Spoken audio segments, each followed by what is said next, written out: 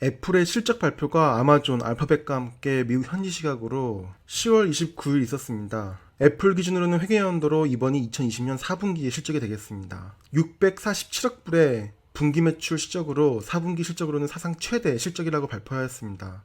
EPS는 0.73불입니다. 맥과 서비스 매출도 이번에 신기록을 기록했다고 합니다. 이번 분기는 매출, EPS, 프리 캐시플로우 모두 사상 최대 실적이라고 발표했습니다. 그리고 220억 달러를 이번 분기에 주주 환원에 썼다고 하였습니다. 이럼에도 불구하고 주가는 실적 발표 후에 애프터아워즈 프리마켓에 4.21% 급락했습니다. 물론 장중에는 3.71% 상승했지만 장 외에 4.21%나 급락한 건 전반적인 미국 시장이 장 마감 후에 하락한 면도 있고, 또한 실적 발표에 대한 실망감이라기보단 불안감으로 인해 주가가 떨어진 걸로 보면 될 것 같습니다. 실적 발표에 대한 불안감이 뭐냐면, 보통은 다음 분기에 대한 실적 가이던스를 발표하는 것이 통상적일 수도 있는데, 지난 분기에도 발표를 하지 않았고 이번 분기에도 역시 또 발표를 하지 않았습니다. 팀 쿡은 인터뷰에서 코로나 팬데믹의 불확실성 하에서는 다음 분기 실적 가이던스 발표를 안 하는 것이 맞다고 생각해서 그랬다고는 하는데, 실질적으로 이번엔 아이폰 12 판매에 대한 불확실성으로 인해 그럴 수 있는데, 포춘의 자료를 인용하면 이번에 코로나 팬데믹으로 부품 수급에 애로사항이 있었기에 아이폰 12의 매출이 10월 중순이 되어서야 발생했고,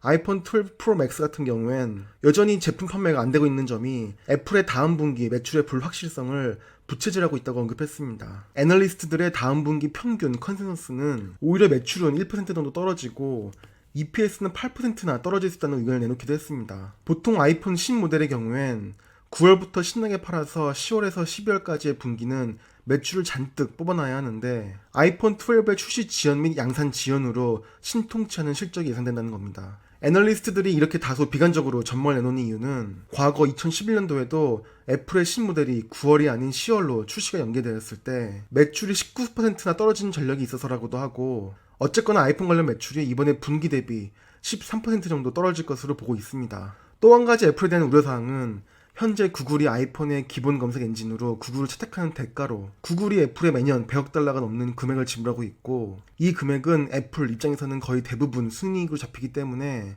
애플에게는 엄청난 캐시카우인데, 이에 대해 반독점법 문제가 걸려 있어서 더 이상 구글이 이렇게 애플에 금액을 지불하는 것에 대해 제재가 가해질 것이라 이 부분 관련 이익이 사라질 가능성이 높다는 점도 언급하였습니다. 어쨌거나 실적에 대해 간단히 살펴보면 EPS는 아까 말씀드린 대로 예상치 0.7불을 뛰어넘는 0.73불을 기록했고, 매출도 역시 예상치 637억 달러를 뛰어넘는 647억 달러를 기록했지만 전년 동기 대비 1% 증가하는 데 그쳤고, 아이폰 관련 매출은 280억 달러 예상치도 못 미치는 264억 달러를 기록하며 YOY 기준으로 20.7%나 하락을 하였고, 하지만 서비스 관련 매출은 140억 불 예상치를 넘는 145억 불을 기록하며 YOY 기준 16.3%나 증가하는 호실적을 내었습니다. 어더 프로덕트 매출은 전년 동기 대비 20.9% 성장했고, 맥은 28% 성장, 아이패드는 무려 46% 성장했습니다. 맥과 아이패드의 매출이 크게 성장한 이유는 코로나 팬데믹 상황에서 재택근무와 재택학습 환경이 많이 요구되어서 그렇습니다.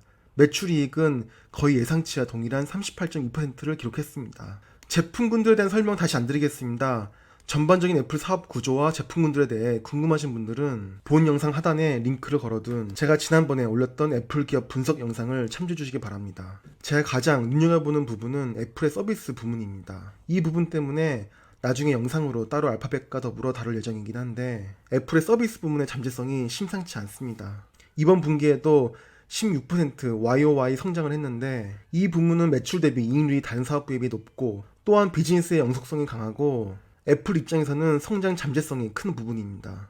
앱스토어에서 30%씩 뜯어가는 수수료, 애플 뮤직, 아이클라우드, 애플 TV 플러스 등의 서비스 관련 매출인데, 이번에 애플 원이라는 번들 서비스가 나왔는데 이 부분에 대해 개인적으로 거는 기대가 매우 큽니다. 애플 원 하에서 애플 뮤직은 스포티파이 시장을 쉽게 가져갈 수 있습니다.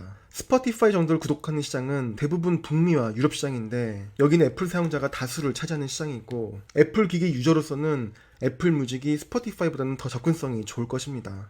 그리고 저도 현재 구독 중인 애플 TV 플러스는 컨텐츠 양으로는 넷플릭스의 100분의 1도 안 되는 것 같지만 컨텐츠 질적인 차원에서는 넷플릭스보다 월등합니다. 충분히 값어치를 하는 OTT로 보이고, 아이클라우드는 말할 필요도 없고, 아케이드도 번들로 묶여 있습니다. 실적을 다 살펴보긴 했지만 간단히 매출액을 보면서 영상을 마무리해보면 제품 관련 매출은 전년 대비 약간 감소했지만 트레일링 12months 기준으로는 여전히 증가한 값을 보여주고 있고 서비스 관련 매출은 꽤 크게 성장하고 있는 걸 볼 수 있습니다.